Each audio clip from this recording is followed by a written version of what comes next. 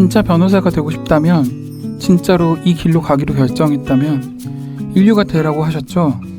그래, 그렇게 잘해왔지 우리 희재. 그런데 제가 실수를 했어요. 삼류도 안 하는 실수를. 그게 자꾸 제 발목을 잡아요. 희재야, 실수는 아파도 뚫어지게 봐야 한다. 살아보니 실수는 우연이 아니더라. 자존심 세우겠다고 묘수만 노리지 말고 악수를 두지 않아야 이긴다. 명심해라. 드라마 하이에나에 등장하는 두 등장인물 희재와 충현의 대화를 들려드렸습니다. 희재 역의 정현우 시인, 충현 역의 강백수 시인께서 연기를 해주셨습니다. 항상 최고의 실력으로 고객에게 인정받았던 엘리트 변호사 주인공 희재는 판결에서 질 수밖에 없는 결정적 실수를 범하게 됩니다.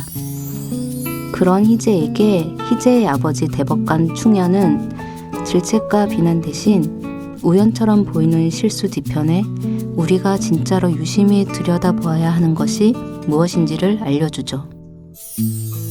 어쩌면 충현의 말처럼 우리가 살면서 마주하는 무수한 실수는 그저 한 번의 실수가 아니었을지도 모릅니다.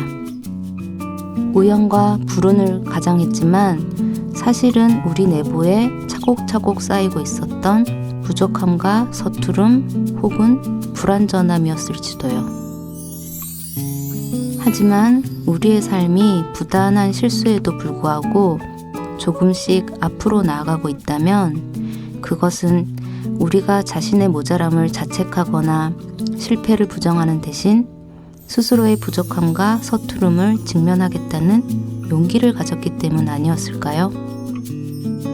어쩌면 성장이란 자신의 부족함을 솔직하게 인정하는 태도에서부터 시작되는지도 모르겠습니다. 언제나 당신의 곁에서 당신과 함께 성장하고 싶은 여기는 문학 라디오 문장의 소리입니다. 아름답다. 어느새 여름이 도착했구나. 오늘은 또 어떤 핑계로 너에게 만나자 말해볼까. 너는 알까, 내가 널 좋아하는 걸. 사실은 꽤 오래됐지, 처음 만난 날부터. 문학라디오 문장의 소리. 안녕하세요. 저는 DJ 최진영입니다. 새 책을 낸 작가를 모시고 작품을 둘러싼 다양한 이야기를 들어보는 시간, 지금 만나요 시작합니다. 오늘은 이송희 시인님 모셨습니다. 어서 오세요. 반갑습니다. 네. 이송희 시인님 먼저 간단히 소개를 드릴게요. 2003년 조선일보 신춘문예에 시조로 등단하시면서 작품 활동을 시작하셨고요. 내신 작품집으로는 시집 환절기의 판화, 아포리아 숲, 이름의 고고학, 이태리 면사무소 등이 있고 가람시조 문학상 신인상, 오늘의 시조 시인상을 수상하신 바 있습니다.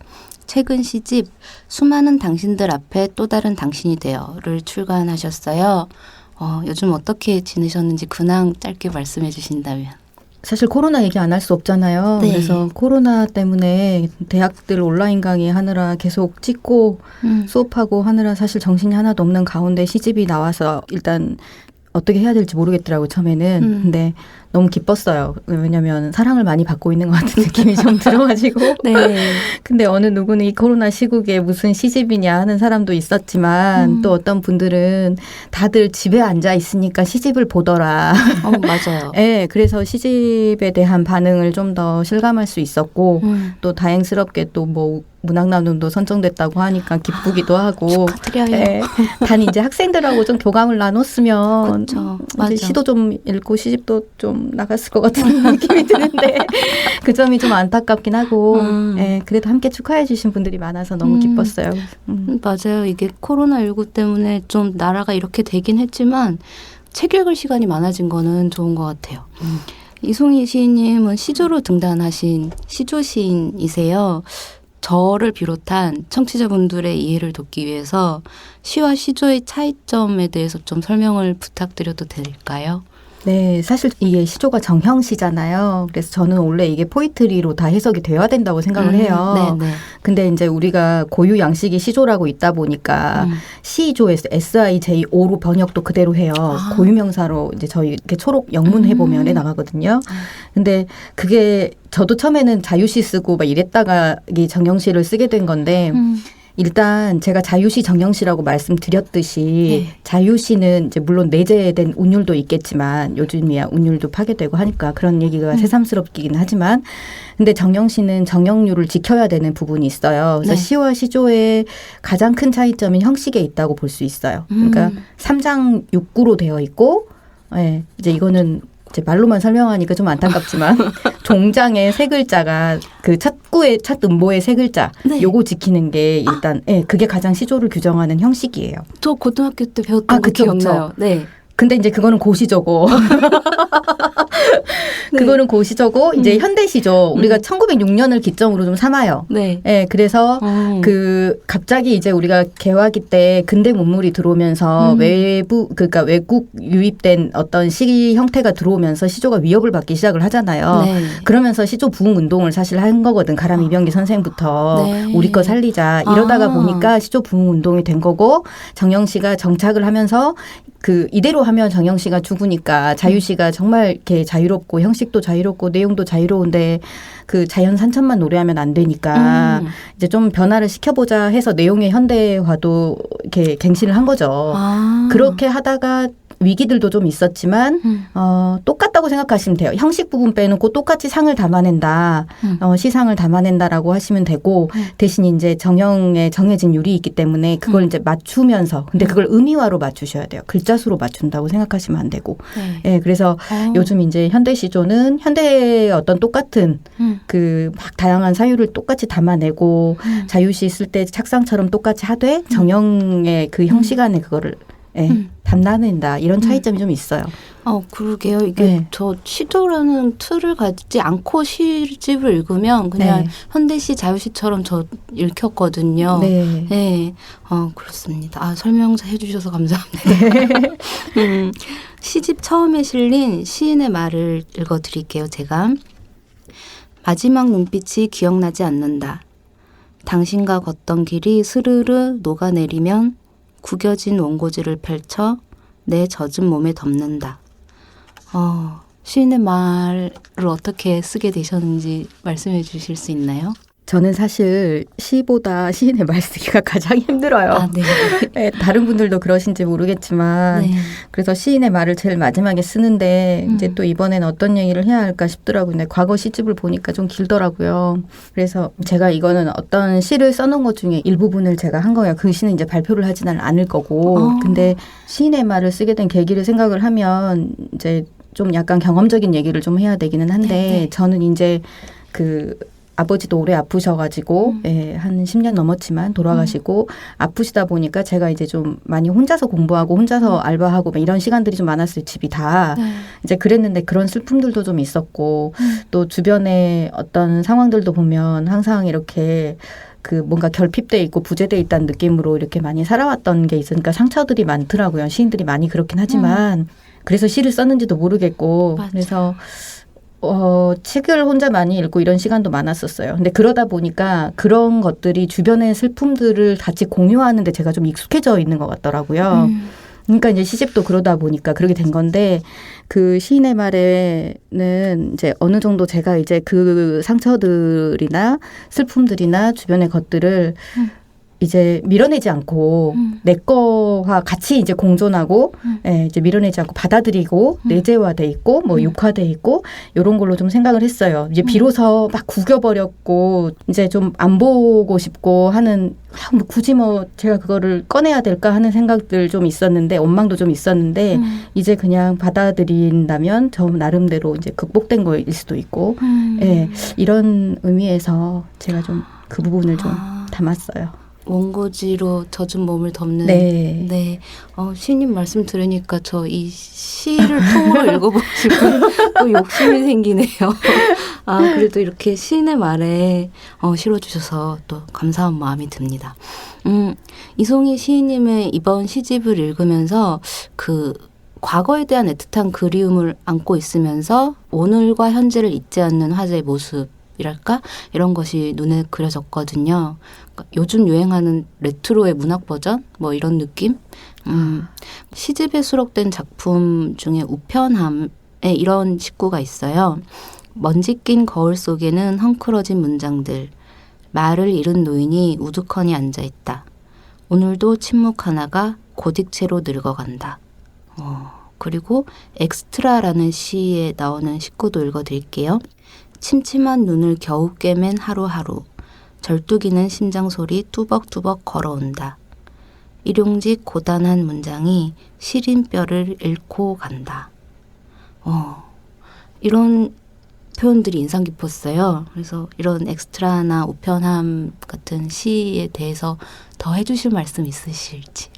사실 그게 좀 현실적인 시잖아요. 네. 네, 그래서 그 독거노인 얘기들이야 남들도 많이 했겠지만 그리고 혼자서 늙어가는 사람들이 워낙 많고 요즘엔 이제 저희도 혼자서 늙어가야 될 거고 네. 그래서 이런 부분에 대한 사유들을 좀 담아내고 싶었던 부분이고 엑스트라도 마찬가지지만 지금 2편 읽어주셨지만 사실 그 데이트 같은 것도 그 요즘에 폭력적인 부분들 다루고 있는 부분이라 그래서 이런 부분들에 제가 좀 관심이 좀 많아서 그리고 이제 좀 그 시조라는 게 고루한 장르라고 생각하는 분들에게는 이렇게 현대적인 사유 그리고 현대 사회의 문제들도 충분히 이 안에 담길 수 있다는 거를 같이 공유하고 싶었었어요. 네. 네, 그런 부분에서 이제 시사적인 문제들, 주변의 문제들, 이렇게 사회 고충 이런 것들도 좀 관심 있게 보고 있는 거예요, 제가.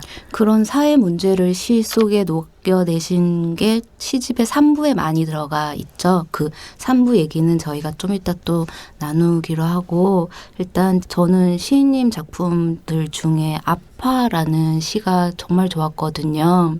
되게 슬프기도 하고 마음에 남는 부분들이 굉장히 많았어요. 그래서 이 아파라는 시를 쓰실 때 어떤 상황이나 감정들 그 시에 대해서 여쭤봐도 될까요?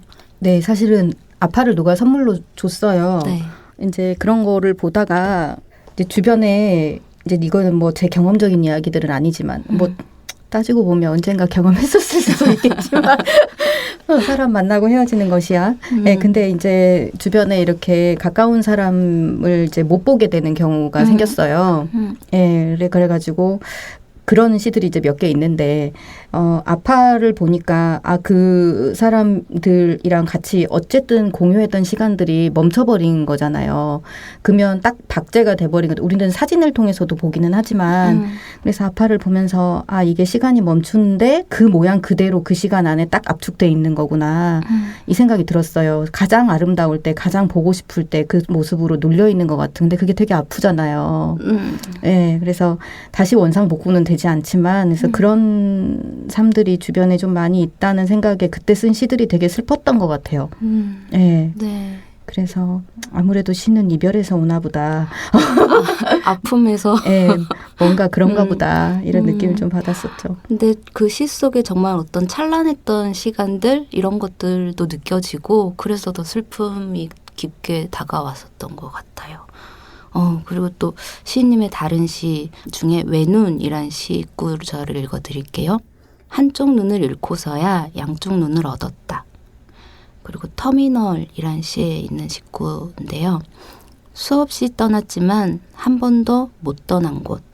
그리고 펜이란 시 중에 일부를 또 읽어드릴게요. 오늘도 허기졌다. 할 말을 다 쏟고 나니 입안에 담아둔 말은 정작하지 못했다. 이런 이제 식구들을 보면 좌절과 결핍에 대한 시인님의 시선이 역설적인 표현이랑 어우러지면서 삶에 대한 통찰로 이어지고 있는 것을 느낄 수 있었어요. 그리고 시인님 시 중에 말에 대한 사유도 많은 것 같았고 이런 부분들에 대해서는 어떻게 생각하세요? 굉장히 시를 잘 봐주신 것 같다는 생각이 일단 들고요. 네, 저는 그 방금 역설적인, 제가 역설적인 화법으로 보여주려고 생각을 많이 했었던 부분인데, 네. 그 고민들을 이렇게 눈여겨봐 주셔서 일단 감사드리고요. 터미널도 마찬가지고, 그 앞에 보였죠. 외눈도 마찬가지고, 그러니까 그 한쪽 눈을 잃는데 그 고흐도 그렇다 그랬잖아요. 한쪽 귀를 잃고 나서 더 잘 아름다운 별빛이 보였다고 얘기를 하잖아요. 네.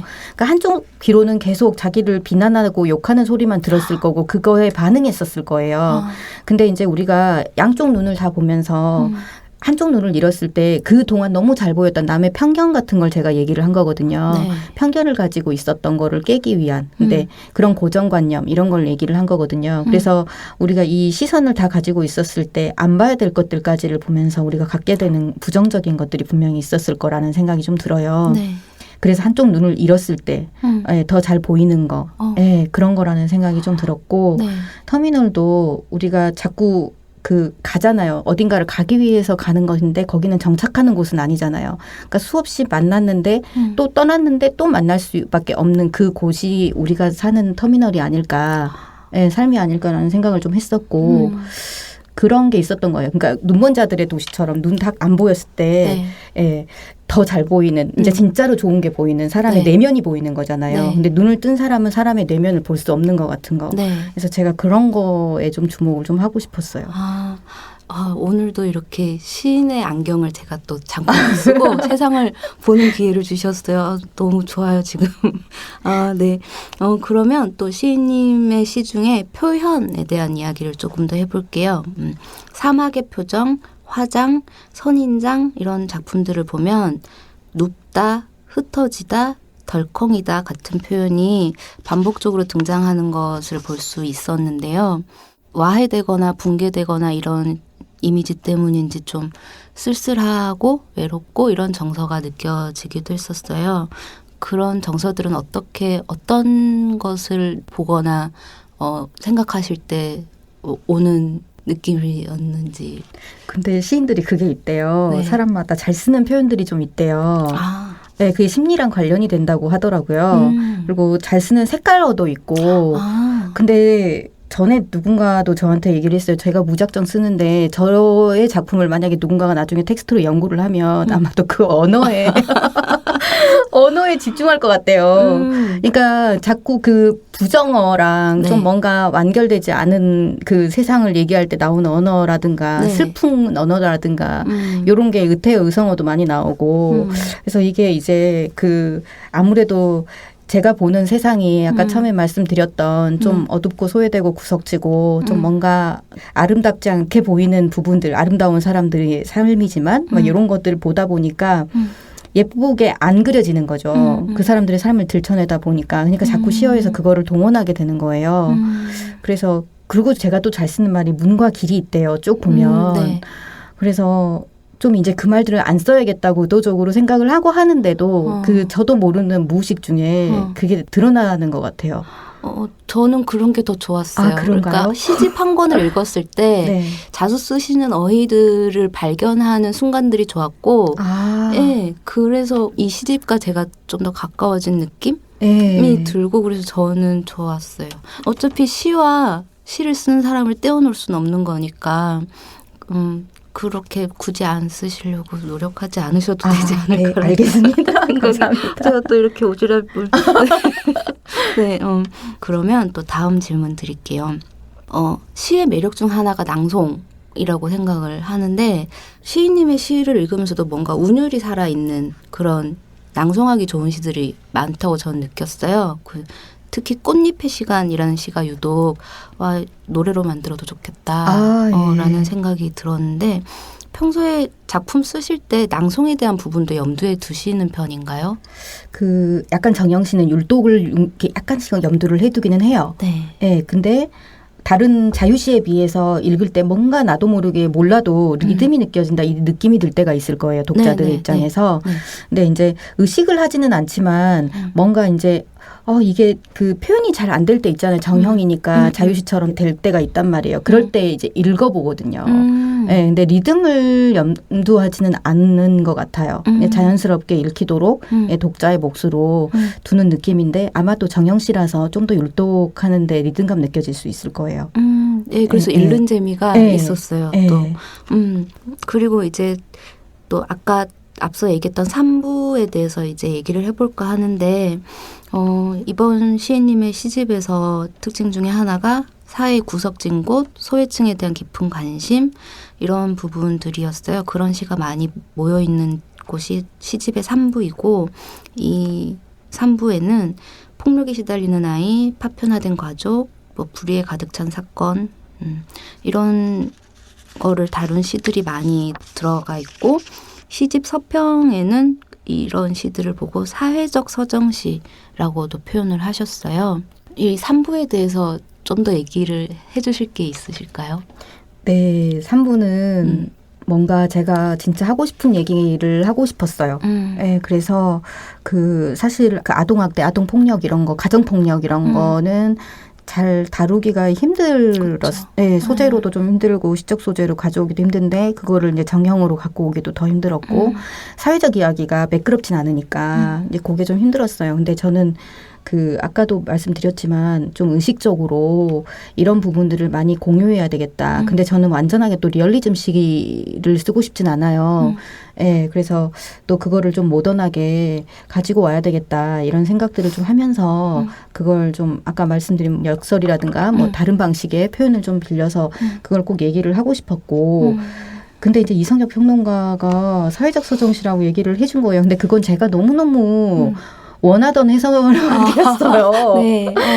누군가가 좀 이렇게 말을 해주면 좋겠다는 명명이 좀 있었으면 좋겠다고 생각을 했어요. 거기 보면은 또 리얼리즘도 아니면서 너무너무 드러난 그런 얘기도 아니면서도 모던하면서 그래서 그걸 사회적 서정시라고 한 거잖아요. 그래서 그런 부분을 얘기를 하셨길래 제가 말씀을 드렸죠. 제가 쓴다면 이렇게 쓰고 싶었던 말들을 좀 언급을 해준 부분이었거든요. 그래서 그랬더니 좋아하시더라고요. 처음에 제 걸 써주라고 하니 긴장을 엄청 하셨다가. 이름을 지어주셨네요. 사회적 서정시라고 좋은 이름을. 네. 또 감사합니다. 저도 덩달아 감사 말씀을 드리고 싶네요. 네. 그리고 시인님의 시를 얘기할 땐 또 사랑에 대한 이야기도 빼놓을 수가 없을 것 같아요. 근데 시인님께서 쓰시는 시에 드러나는 사랑은 어떤 완성이나 이루어짐과는 좀 결이 다른 사랑을 이루기 위해서 애쓰거나 이루어지지 않아서 슬퍼하는 하자가 아니고 고통을 감내하고 내적으로 승화시키는 사람? 사랑의 어떤 이면, 쓴맛 이런 것도 다 이렇게 감내하는 사람? 이런 느낌들이 들었어요. 사랑에 대해서 어떤 한 말씀 해주신다면. 우리가 보통 사랑, 아름다운 사랑만 얘기를 하잖아요. 근데 사랑을 강요하는 사랑인 것처럼 또 위장하는 이런 모습들이 있잖아요. 나는 너를 사랑하니까 너를 구속해야겠어. 뭐 이런 것처럼. 아까 말씀하신 데이트 폭력 뭐 이런. 그렇죠. 저는 데이트 폭력이라는 말이 성립이 안 된다고 생각하는 사람 중에 한 명이에요. 그건 그냥 폭력인 거죠. 맞아요. 그러니까 그런 거를 좀 뭔가 위장하는 그것도 어떻게 보면 잘못된 인식들이잖아요. 사랑으로 포장하는 게 너무 싫었어요. 네, 그래서 아끼니까 아껴줘야 되는 건데 그래서 저는 사랑하니까 헤어진다는 말도 이해할 수 없는. 저도요. 그래서 보다 보니까 이 사랑에 대한 이면과 그리고 남들이 이것도 사랑이라고 생각하는 착각 같은 것들을 아니라고 얘기를 하고 싶은 부분을 표현하고 싶었어요. 네. 정말 어떻게 말하느냐가 굉장히 중요한 것 같아요. 그래서 말도 안 되는 말을 되게 멋있게 정말 사랑하니까 헤어진다 뭐 이런 식으로 되게 또 굉장히 공감하는 부분이었습니다. 네. 시집 제목 이야기도 해보고 싶습니다. 그러니까 수많은 당신들 앞에 또 다른 당신이 되어 라는 제목인데요. 이거는 시집 수록 작품 중에 12월 마지막에 등장하는 표현이죠. 이 제목을 정하신 이유 사실은 정해놓고 보니까 의미가 굉장히 진중하게도 느껴질 수 있겠던데 맨 처음에 정할 때는 시집 제목할 거를 찾다가 네. 사실 다 그렇듯이 찾다가 전체를 포괄할 수 있는 게 없을까라고 네. 생각해서 찾던 표현 중에 하나였어요. 네. 그리고 이제 12월은 달 중에 제일 마지막이고 네. 물론 시에 대한 어떤 글씨에서 빼야겠다 이 염두에 준 건 아니었는데 하고 보니까 12월은 마지막의 계절이고 뭔가 우리가 또 새롭게 시작하면서 또 마지막만 터미널 같은 그런 느낌이 좀 들었어요. 네, 그래서 내 수많은 당신들 앞에 또 다른 당신이 되어는 그 우리가 사실 수많은 당신들을 만나고 또 다른 누군가의 의미로 저도 여기서 누군가와 또 얘기할 때와 또 다른 데서는 또 다른 모습이겠고 그리고 이 수많은 당신은 또 나일 수도 있는 거고 그래서 나일 수도 있고 너일 수도 있고 또 우리일 수도 있는 네. 이런 모든 당신들을 염두에 둔 거였어요. 그래서 서로에게 모든 면들이 거울이 될 수 있고 또 자기 자신을 볼 수도 있고 예, 그래서 꼭 당신이 너가 아니고 네. 우리이고 나일 수 있는 모습 그 속에서 이제 살아가는 사람들 얘기들을 보는 거죠. 그래서 서로 이제 거울을 비춰보듯이 보는 그러니까 우리 사회의 여러 가지 면들을 예, 그래서 여기 있는 시들이 솔직히 누구가 어떤 일에 어떤 변화를 가지고 또 다른 화자가 될지 모르는 상황이니까 네. 네, 그런 것들의 연관성과 또 포괄성을 좀 뒀었어요. 그렇죠. 남의 일이라고만 들 수 없는 네. 많은 일들이 나의 일이 될 수도 있고. 그래서 저는 이 시집 제목을 처음 봤을 땐 약간 쓸쓸했거든요. 맞아요. 근데 네. 계속 보고 있으니까 되게 따뜻한 느낌도 들었어요. 아, 그랬어요? 그러니까 당신과 나와 너가 마주보고 있다는 네. 느낌이 네. 들어서 그 따뜻함이 오더라고요. 마치 그 12월이 가장 늦게 오는 것처럼 저 되게 좋은 제목이라고 생각을 했어요. 사람들이 길대요. 긴 제목은 얼마든지 더 많으니까요. 근데 외우기 어려운 제목은 아니에요. 네, 맞아요. 네. 뭔가 믿음감 있잖아요. 네, 맞아요. 네, 그래서 어려운 제목은 아닌 것 같아요. 저 되게 그래서 좋은 제목이라고 생각을 했습니다. 가벼운 질문을 좀 드리려고 하는데요. 수많은 당신들 앞에 또 다른 당신이 되어를 표현하는 3가지 키워드 꼽아주신다면 너무 가벼운 게 아니군요. 그냥 가볍게 한번 딱 3개만 딱 꼽아주신다면. 그냥 가볍게 뽑으면 나 너 우리고요. 예. 그리고 이제 좀 무겁게 뽑으면 이것도 역시 외눈이고 터미널이고 유리잔이고 그럴 것 같아요. 유리잔. 네. 감사합니다. 그렇다면 만약 시집 수많은 당신들 앞에 또 다른 당신이 되어가 다른 예술 장르로 변신할 수 있는 기회가 생긴다면 어떤 게 좋을 것 같으세요? 다른 예술? 저는 일단 영화나 드라마에 삽입이 한번 됐으면 좋겠고요. 네네. 그리고 이제 이미지 영상은 좀 전에 보니까 좀 어렵더라고요. 그래서 저는 노래도 괜찮을 것 같고. 좋죠. 네. 근데 저희가 얼마 전에 5.18 40주년 하면서 저희 시를 이미지 영상으로 그 홍대 와우 페스티벌 거기서 네. 만드시더라고요. 근데 정말 표현은 잘 하시더라고요. 근데 독자의 입장에서 그냥 아무것도 모르는 독자 입장에서는 그 표현들이 조금 낯설 수 있겠더라고요. 그래서 그런 부분과 같이 노래나 이런 것들로 표현이 되면 좋겠다는 생각이 들어요. 노래, 시, 영상 이 3개가 같이 합쳐지면 정말 좋을 것 같아요. 네, 그럴 날이 올까요? 네, 꼭 오길 바랍니다. 다음 작품 계획도 여쭤봐도 될까요? 저는 사실은 제가 이렇게 또 시집을 내게 될지 생각을 못했어요, 진짜로. 그래서 항상 시집 낼 때마다 마지막이라고 생각을 하고. 저도 책 낼 때 그래요. 내 또 낼 수 있을까? 그래서 이제 모르겠어요. 근데 이제 저는 원래 여기도 몇 가지가 있지만 색깔에다가 이제 사람 내면과 이미지를 이렇게 하는 그 시들을 좀 앉혀놓고 싶었는데 네. 몇 편 들어가 있기는 해요. 네. 근데 이제 제가 또 하고 싶은 건 이제 누군가는 많이 했을 수도 있겠지만 좀 새롭게 영화 이야기나 좀 이제 예술가들 이야기 있잖아요. 뭐 살바도르 달리 막 이런 로댕 이런 이야기. 그래서 그걸 좀 이렇게 쭉 연대기처럼 좀 이미지를 해서 좀 시조 구성 안에 넣어보고 싶다는 생각을 갖고 있어요. 되게 멋진 계획을 가지고 계시네요. 아깝더라고요. 네. 다음 시집도 기다리고 있겠습니다. 그 연대기가 들어간. 네. 그러면 이제 지금 만나요의 하이라이트라고 할 수 있는 작가 육성 낭독 시간을 가져보겠습니다. 직접 골라오신 시를 이송희 시인님의 목소리를 통해서 들어볼 건데요. 어떤 시 낭독해 주실 건가요? 아까도 말씀해 주셨듯이 아파를 네. 고맙습니다. 네. 그러면 이송희 시인님의 아파 들어보겠습니다. 아파. 장미꽃이 피어 있었어. 가장자리가 환했었지. 웃음을 나눴던 우린 여전히 초록이었어. 시간은 멈춰 있었어. 흔적으로 눌린 기억. 나란히 손잡은 채 반듯하게 누워서 겹겹이 소원을 빌며 글자를 새겼어. 우리는 입을 다문 채 아름답게 짓눌렸어. 감사합니다. 이 시 읽어주신 이유는? 일단 젊은 친구들이 많이 좋아해 주셨어요. 자기들 이야기 같다고. 네. 근데 일단 이 시는 그때 이제 주변에 이렇게 먼 길을 떠나는 사람들의 얘기들을 했을 때 가장 제가 시를 많이 썼던 것 같아요.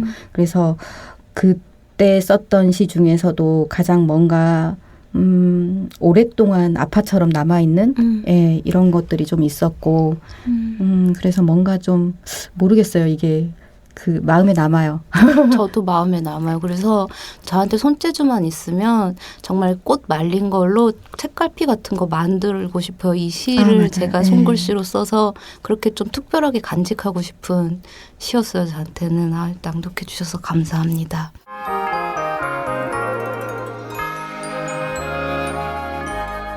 지금 만나요의 마지막 코너 하겠습니다. 마이 페이보릿인데요. 작가들이 최근에 꽂힌 음악, 감동받은 영화, 새로 발견한 맛집 등 푹 빠져있는 것에 대해서 하나 소개해드리는 코너예요. 요즘 어떤 것에 푹 빠져 계신가요? 여러 가지 얘기해도 되나요? 많으면 많을수록. 요즘에 제가 사실 한 가지에 빠져 있지는 않고요. 정신이 네. 없었던 시절을 지금 보내고 있었거든요. 네. 그래서 머리가 너무 아파가지고 그랬었는데 사실 옛날 드라마에 빠져 있다가 실시간으로 네. 너무 단순한 구성이고 일단 권선징악이 뚜렷하잖아요. 저 통쾌하죠. 그래서 현실과 너무 다르니까 너무 좋은 거예요. 뭔가 해소되는 느낌이 들어서 옛날 드라마를 좀 봤고요. 하나만 말씀해 주시면 안 돼요? 뭐 보셨는지? 하나만? 예전에 불새도 봤고요. 네, 저는 그 불새를 되게 좋아했어요. 네. 네, 그리고 이제 그냥 일일극 있잖아요. 네. 즐거우니까 네. 일일극 좀 봤었고 갑자기 그게 또 제목이 생각 안 나는 게 하나 있는데 그게 뭐였을까? 커피 프린스 1호전도 봤었고. 그것도 저 너무 좋아해요. 그러신가요? 네. 네, 그런 거 좀 보고 그랬고요. 네. 그리고 이제 그게 스트레스 받으니까 시고 맵고 막 이런 게 달달하고 땡기더라고요. 그래서 요즘에 쭈꾸미 요리에 쭈꾸미 먹는 거에 꽂혔는데 식당을 또 잘 못 가니까 또 갑자기. 그쵸. 네. 그리고 그러니까 어디 가면 쭈꾸미 먹자 그래요. 너무 쭈꾸미 귀여운데요. 네, 그 매콤한 맛이 지금 또 생각이 났습니다. 맞아요. 네. 그리고 저 음악 좋아하는 거 있어요. 네. 엔니오 모리코네 얼마 전에 돌아가셨더라고요. 네, 돌아가셨어요. 네, 근데 저 그분 음악 엄청 좋아하는데 제가 카톡에 이렇게 배경음악으로 또 라팔리카 그거 해놓거든요. 그건 너무 좋은데 계속 이렇게 잘 때 잠 안 오면 옛날 드라마를 보거나 그걸 듣거나. 네. 되게 풍성한 삶을 사시는 것 같아요. 이거 좋아하는 게 많다는 것은 되게 풍성한. 네. 네, 소개해 주셔서 감사합니다. 이제 잠깐 쭈꾸미 생각해가지고 오늘은 이제 수많은 당신들 앞에 또 다른 당신이 되어라는 시집을 내신 이송희 시인님 모시고 시간 함께 했는데요. 이제 마지막으로 청취자분들한테 남기고 싶으신 말씀 있으신가요? 네, 저 여기 와서 너무너무 기쁘고요. 네. 제가 와보고 싶은 곳에서 제 문장의 소리를 들려줄 수 있어서 너무너무 기쁘고요. 그 자유시하고 정영시 시조 구분하지 마시고 저는 정영시의 새로운 면들을 좀 발견해 주셨으면 하는 그런 바람이 있습니다. 그리고 시조하면 이제 교과서 시를 먼저 생각하시는 건 당연해요. 저도 그랬으니까. 저도 이거를 제가 왜 썼을까 후회한 적도 많았었거든요. 그것 때문에 그래요. 그런 편견들 때문에. 그래서 편견을 좀 접고 시의 양식의 하나로서 좀 봐주시면 좋겠다 생각을 하고요. 또 시조 쓰시는 젊은 시인들이 많아요. 그래서 관심을 갖고 또 우리 것을 지키는 하나의 또 길이기도 하니까 사랑해 주셨으면 좋겠고요. 예, 문학이 또 힘든 시기에 많이 좀 사서 읽어주시는 거. 아, 맞아요. 예, 중요하죠. 예, 네. 그래서 그랬으면 좋겠다 하는 바람이 있습니다. 방송 처음 시작했을 때 말씀하셨던 포에트리 딱 그거에 네. 들어가는 생각이 듭니다. 네. 아, 오늘 나와주셔서 정말 감사합니다. 저 너무 즐거웠습니다. 감사합니다. 네, 감사합니다. 저는 이송희 시인님 보내드리고 잠시 뒤에 돌아올게요. 문장의 소리가 마련한 3분 광고 지금 읽어요 시간입니다. 누구든 자신이 원하는 책을 광고할 수 있습니다. 단 시간은 3분뿐. 오늘의 광고주는 문장의 소리 애청자인 신혜경 씨입니다. 노잼 도시로 유명한 대전에서 유잼으로 살아가고 있다는 신혜경 씨. 지금 전화로 연결해 보겠습니다. 안녕하세요. 네, 안녕하세요. 네, 문장의 소리 애청해 주셔서 정말 진심으로 감사드립니다. 아니요, 재밌게 너무 잘 듣고 있습니다. 너무 감사합니다. 감사합니다. 청취자가 정말 있었어. 소개 멘트를 직접 작성해 주셨어요. 네. 이 여름 어떻게 유잼으로 살아가고 계신가요? 제가 대전에 이사 온 지 얼마 안 됐는데 대전이 너무 노잼인 줄 알았는데 평화롭고 네. 되게 그냥 걸어만 다녀도 이렇게 뭔가 숨통이 트이는 것처럼 그런 것들이 있어가지고 네. 그냥 걸어만 다녀도 좋더라고요. 네, 새로운 도시가 마음에 드셨나 봐요, 되게. 네, 제가 이제 서울에서 오래 살다가 내려왔는데 서울의 재미도 있지만 이렇게 뭔가 트이고 뭐 이렇게 평화로움의 재미도 있다는 거를 좀 다시 배워가는 중인 것 같아요. 아, 네. 아유, 감사합니다. 그럼 오늘 광고하실 책은 어떤 책인가요? 제가 그 아무튼 시리즈에서 아무튼 여름이라는 책을 이제 홍보를 하려고 하는데요. 영업하려고 하는데요. 네. 이 여름이랑 너무 잘 어울릴 것 같아가지고 네. 홍보하려고 선택했습니다. 아, 네. 그 아무튼 시리즈가 위고, 네. 제철소, 코난북스 새 출판사가 내고 있는 에세이 시리즈를 말씀하시는 거죠? 네, 맞아요. 네, 좋습니다. 그러면 이제부터 3분을 드릴게요. 네. 아시겠지만 정확히 3분에 제가 전화를 끕니다. 네네. 네, 3분 안에 하고 싶은 말씀 다 하실 수 있길 바랍니다. 네, 감사합니다. 네, 광고 그럼 시작하겠습니다. 시작! 네, 제가 오늘 이제 영업할 책은 그 아무튼 여름인데요. 일단 여름이랑 너무 잘 어울리는 표지를 갖고 있어요. 이 책이 표지에 빨간색 튤립 같은 꽃이 그려져 있는데 저는 처음에 여름 하면 흔히 이제 파란 바다나 뭐 하늘을 떠올리는데 이건 빨간 꽃이어서 왜 그럴까 생각을 했는데 이유는 일단 파란 하늘에 갖다 대고 찍으면 너무 잘 어울려요. 이게 파란색이 아니어서 안 묻히고 오히려 더 잘 어울리는 그런 이렇게 바다에 놓고 찍기만 해도 굉장히 아름다운 표지를 갖고 있어서 여름 내내 갖고 다니다가 그냥 하늘을 비춰만 봐도 아름다움이 일단 있는 걸 먼저 영업하고 싶고 그다음에 여름이 관한 아름다움이 되게 한 꼭지 한 꼭지씩 되게 잘 쓰여져 있는 책이에요. 그래서 가장 처음에 이제 시작할 때 작가님께서 이런 문장이 나와요. 좋아하는 게 하나 생기면 더 늘어나면 세계가 넓어진다는 말을 하는데 이 책을 읽고 여름이 좋아지면서 되게 여름을 즐길 수 있게 된다면 너무 좋겠다라는 생각이 들었어요. 그래서 이 책을 이제 홍보하고자 했고 저는 제가 개인적으로 여름을 별로 안 좋아했었는데 초당옥수수를 알게 되면서 여름이 항상 되게 기다려졌었거든요. 그 부분에 대해서 이 김실 작가님도 이제 초당옥수수나 뭐 초당옥수수랑 제 생각에 샤인머스켓 같은 과일들을 홍보하시기도 하고 여름을 같이 보냈던 그 시절에 사랑했던 사람의 이야기를 하시기도 하고 근데 그 시절을 그리워하는 동시에 그 시절의 나를 그리워하고 이런 것들이 여름에 읽으면서 너무 아름답지 않은가 하는 생각이 들어서 저는 이 책을 너무 이 여름을 더 즐기고 싶다면 꼭 읽어라고 말을 하고 싶습니다. 아직도 3분이 남았나요? 아직 한참 남았습니다. 한참 남았나요? 네. 좀 천천히 말할까? 그렇다면 일단 여름을 저는 사람들이 대부분 싫어할 거라고 생각을 많이 해요. 왜냐면 일단 덥기도 덥고 갈수록 더 더워지기도 하고 뭐 밖은 되게 불지옥 같고 실내는 또 되게 무슨 냉방이 너무 심해가지고 얼음장 같은데 이거를 막 왔다 갔다 하는 것도 짜증나고 안 그래도 요즘 마스크 때문에도 되게 힘들잖아요.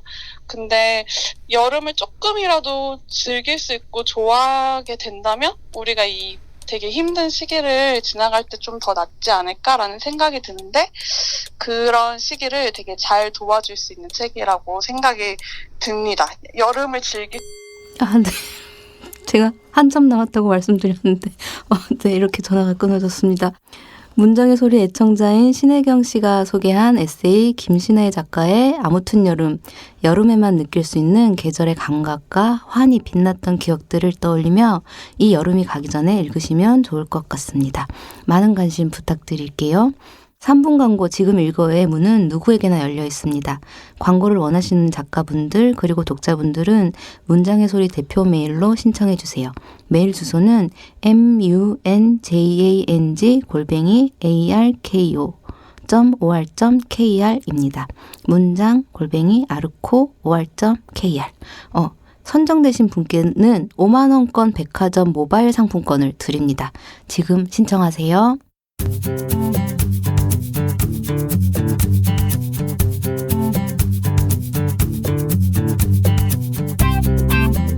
문장의 소리 2부, 작가들의 수상한 취미생활. 본업인 글쓰기 외에 전문가 못지않은 방대한 지식을 자랑하는 작가들의 취미생활에 대해 많은 이야기 나눠보는 시간입니다. 오늘 만나볼 수상한 취미는 춤입니다. 유병록 시인 자리 함께했습니다. 어서 오세요. 네, 안녕하세요. 저는 시를 주로 쓰고 산문도 쓰고 책 만드는 일 하는 유병록이라고 합니다. 네, 반갑습니다. 유병록 시인님 소개를 먼저 해드릴게요. 2010년 동아일보 신춘문예에 당선되어 작품 활동을 시작하셨습니다. 시집 목숨이 두근거릴 때마다와 산문집 안간힘을 출간하셨습니다. 요즘은 어떻게 지내고 계세요? 요새 시 조금씩 쓰고 있고요. 네. 뭐 산문도 가끔 쓸 일이 있고. 네. 그런데 요새 아무래도 코로나19 때문에 밖에 다니기도 좀 그래서 네. 주로 회사 일 열심히 하면서 책 만드는 일 하고 있습니다. 네. 일상을 살고 계시는군요. 네, 맞습니다. 오늘은 춤이라는 취미로 모셨는데요. 시인이나 소설가들과 거리가 멀어 보이는 분야 중 하나가 춤이 아닐까 생각하는데 어떤 춤을 추시는 건가요? 방송 들으시는 분들께서 네. 시인이 나와서 어떤 춤을 출까 궁금해하실 수도 있고 네. 좀 어울리지 않는다 이렇게 생각하실 수도 있을 텐데 네. 네, 방송 댄스를 배우고 있습니다. 네, 방송 댄스를 하고 계십니다. 방송 댄스면 요즘 케이팝 아이돌들이 추는 춤이잖아요. 네네. 바깥에서 잠깐 블랙핑크 얘기하고 왔는데 네. 원래 클럽에 가시거나 춤추는 걸 좋아하셨어요? 사실 제가 클럽이나 뭐 나이트클럽 이런 데를 가본 적은 거의 없고요. 네. 네, 이번에 이제 한 2년 정도 됐는데 그 방송 댄스 학원을 다니면서 난생 처음으로 춤을 배우고 춤을 추기 시작했습니다. 어떻게 하다가 이제 배우게 되신 거예요, 춤을? 특별한 계기가 뭐 있기도 했었는데 네, 주변에서 몸을 좀 쓰는 일을 권하는 분들이 계셔가지고 맨날 이제 책 만들고 글 쓰고 하는 일을 하다 보니까 그래서 아내랑 같이 주변에 학원을 검색을 해봤어요. 네. 춤 배우는 학원을 네. 검색했는데 딱 그 방송 댄스 학원이 제일 가깝더라고요. 가까워서. 네, 그래서 무작정 연락해서 네, 신청했습니다. 뭐 살사 뭐 이런 데로는 아예 눈도 안 돌리신 건가? 스윙 이런 그런. 아마 집 근처에 스윙이나 살사하는 학원이 제일 가까웠으면 아마 거기로 갈 수도 있었을 것 같아요. 네. 가장 가까워서. 그러면 일주일에 몇 번 정도 춤을 추세요? 네, 일주일에 3번 가고요. 와, 부지런하다. 월수금 1시간씩 추고 있습니다. 저녁 때. 네. 되게 부지런하시네요. 방금 아내분 말씀도 해주셨는데 아내분이 에세이스트 미지 작가님이시죠? 네. 같이 춤을 배우신다고 하셨는데 네. 누가 더 재능이 있나요, 춤에? 이 부분에 대해서 이제 아내랑 여러 차례 저희가 이야기를 나눴었는데요. 네, 그래서 서로 협의한 부분은 네. 춤 동작을 잘 외우는 건 저고 그 춤의 느낌을 잘 살리는 건 아내가 더 낫다 이런 평가를 서로 하고 있습니다. 아내분이 더 잘 추시는 걸로. 외우는 거랑 느낌은 너무. 그렇게 인정하도록 하겠습니다. 네. 그렇다면 류봉록 시인님의 춤사랑이 어느 정도인지 알아보기 위해서 질문 몇 가지를 준비했습니다. 제가 읽어드리는 내용을 잘 들으시고 yes 또는 no로 대답해 주시면 됩니다. 준비되셨나요? 간단히 그냥 OX만 말씀드리면 되나요? 네. Yes, No? 네. 시작하겠습니다. 춤으로 따라잡고 싶은 아이돌이 있다. No. 춤을 배운 뒤 문장의 리듬감이 더 좋아졌다. No. 좋은 시를 썼을 때보다 비트와 리듬에 몸을 실었을 때 더 황홀하다. Yes. 책보다 안무를 숙지하려고 음악 방송을 더 많이 본다. No. 나만 보기 아까운 안무 필살기가 있다. No 하겠습니다. 예스 같은 눈빛으로 노를 하셨어요. 시키실까봐. 네. 네, 감사합니다. 그럼 요즘 배우고 있는 춤은 어떤 춤이세요? 그 학원에서 일주일에 한 곡씩 배우거든요. 3번 해서 한 곡씩 안무를 배우고 있는데 금주에는 블랙핑크의 신곡 How You Like That 배우고 있고요. 지난주에는 아이즈원 배웠었습니다. 그 How You Like That 그것은 요즘 빌보드에서 뜨겁다는 그 곡인가요? 맞습니다. 네, 제가 아는 건 여기까지인데요. 네, 맞습니다. 그러면 일주일마다 새로운 곡을 배우시는 거예요? 네. 되게 진도도 빠르네요. 선생님이 아주 잘 가르치시고 빨리빨리 진도를 나가고 근데 생각보다 숙지하는 게 그렇게 어렵진 않아서 오히려 2주, 3주에 배운다고 하면 오히려 좀 늘어지는 느낌도 있을 것 같아요. 지금 생각해보니까. 네. 새로운 세계인 것 같아요. 방송 댄스 같은 경우에는 K-팝 음악도 열심히 듣고 또 음악 방송도 자주 봐야 될 것 같은데 이렇게 춤을 추고 싶다는 롤모델이 있는 아이돌도 있을까요? 아이돌이 따로 롤모델이 있진 않고요. 근데 제가 감히 그런 생각을 품고 있진 않고요. 다만 춤을 배우다 보니까 음악 방송을 가끔씩 TV에서 볼 때가 있는데 그럴 때는 예전 같으면 뭐 노래가 좋은지 안 좋은지 뭐 춤을 잘 추는지 안 그런지 정도만 생각을 했었는데 지금은 저 춤을 추기 위해서 얼마나 많이 애를 썼을지가 좀 짐작은 되더라고요. 저게 정말 대단한 일이구나라는 생각도 많이 들고 약간의 존경심을 담아서 TV를 보고 있습니다. 아는 사람 눈에만 보이는 그 세계가 이제 보이시는 거네요. 네, 진짜 대단하다는 말이 자연스럽게 나오더라고요. 네. 그러면 이게 그 팟캐스트에서 보이지는 않지만 청취자분들께서 떠올릴 수 있는 동작 중에 자신 있는 안무, 누구의 뭐 이런 거 있으신가요? 사실 제가 어떤 안무를 아주 잘하지는 못하는데 최근에 알게 된 건데 제가 준비 동작을 엄청 잘한다는 평가를 받았습니다. 네. 예전에 통신사 광고 중에 아마 목을 돌리는 그 광고를 기억나시는 분이 좀 있으실 텐데 목을 돌리는? 네. 준비 운동에서 이제 목을 내밀거나 목을 안쪽으로 넣거나 옆으로 움직이는 그런 춤이 있는데 저희 학원에서 준비 운동 동작인데 생각보다 제가 그걸 잘하더라고요. 목을 잘 쓰시는군요. 그런가 봐요. 그래서 그건 좀 나름대로 자신감이 있습니다. 네. 그게 되게 목으로 추는 춤이 멋있잖아요. 약간 아닌가요? 로봇 같고. 네. 그냥 운동, 그러니까 관절을 처음에 풀어주는 느낌인데 그게 춤 동작에서 아주 많이 나오진 않지만 가끔씩 나오는데 그럴 때 좀 더 자신감 있게 추는 것 같습니다. 네. 목을 이용한 춤을 잘 추신다고 합니다. 시는 언어로 사상과 감정을 나타낸다면 춤은 비언어적인 움직임으로 감정들을 표현하는 거잖아요. 언어를 사용하지 못해서 답답할 때도 있지만 되게 후련할 때도 있을 것 같아요. 춤을 춘다는 것이. 제가 글을 쓰는 일을 하고 있고 책 만드는 일도 하고 있고 그러다 보니까 돌이켜보면 글하고 말이 좀 생활에서 너무 많은 부분을 차지하고 있지 않나 이런 생각 들더라고요. 근데 춤을 추러 가면 1시간 내내 숨 쉬는 것 말고는 말할 일이 없거든요. 그래서 1시간 동안 땀 흘리면서 이제 좀 거칠게 숨 쉬면서 춤추고 나면 좀 정신도 맑아지고 몸이 좀 개운해지는 느낌이 많이 들더라고요. 그래서 답답함은 전혀 없고 오히려 개운함이 진짜 큰 것 같습니다. 지금 드는 생각인데 요즘은 그럼 못 추시겠어요? 코로나 때문에? 이거 방송에서 어떻게 나가야 될지 잘 모르겠는데 한 달 정도는 학원이 쉬었었고 그 이후에는 사회적 거리두기가 조금 완화된 이후에는 지금 뭐 방역도 철저히 하고 저희 수강생들 모두 다 선생님까지 마스크 쓰고서 하고 있습니다. 어지럽지 않으세요? 괜찮으세요? 강도가 한 1.5배쯤 높아진 것 같긴 합니다. 숨쉬기가 좀 힘들고. 네네. 아, 그렇죠. 우리가 모든 걸 멈추고 있을 수는 없으니까. 네. 유명한 무용가인 이사도라 덩컨은 다음과 같이 말했다고 합니다.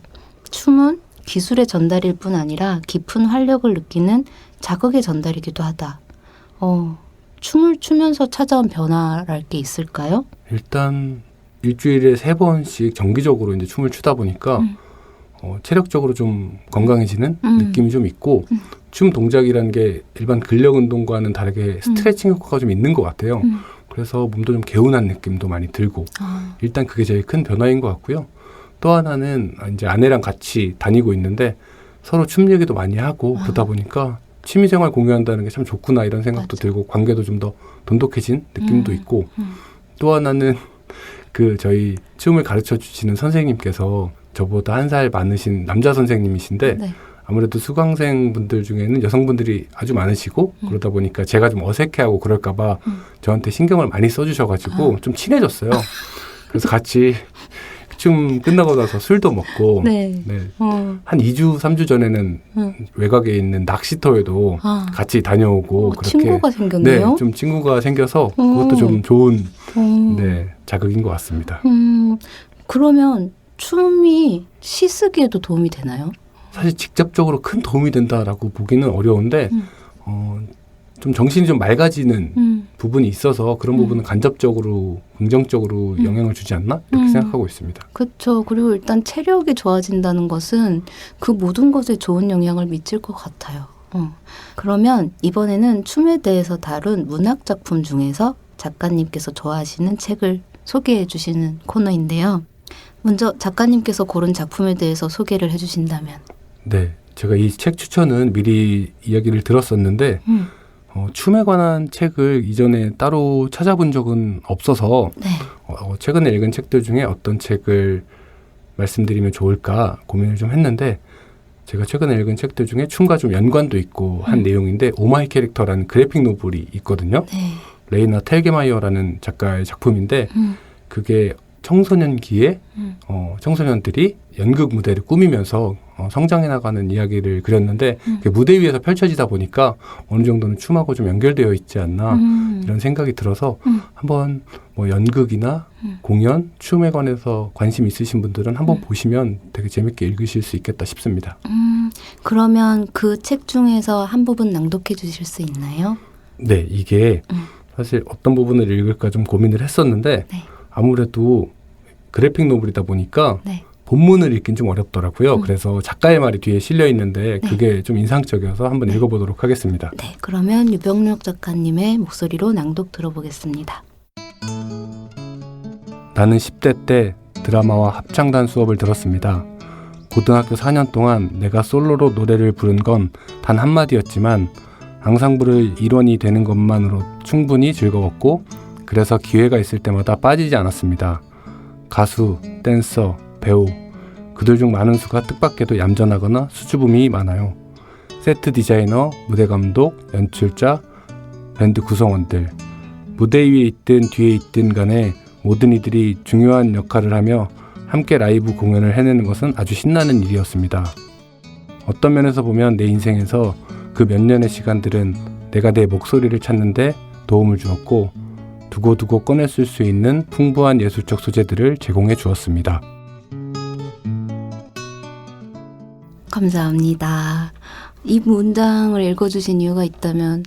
이 레이나 텔게마이어 작가의 말에서 나오는 것처럼 그 청소년기의 연극 경험이 일생에 걸쳐서 중요한 영향을 미쳤다 이런 이야기인데 저한테도 제가 만약에 춤을 어렸을 때 배웠다면 텔게마이어에게 연극이 미쳤던 영향처럼 저한테도 아주 큰 영향을 미쳤겠지만 뭐 지금이라도 춤을 배운 게 제 남은 인생에는 긍정적인 영향을 미치지 않을까 이런 생각도 들고 사람들이 춤을 배워도 참 좋겠다 이런 생각에서 한번 읽어봤습니다. 되게 좀 여유가 생길 것 같아요. 마음의 여유랄까요? 몸을 쓰고 나면 오히려 마음의 여유가 생기지 않을까? 이런 생각도 들었습니다. 방금 말씀 들으니까.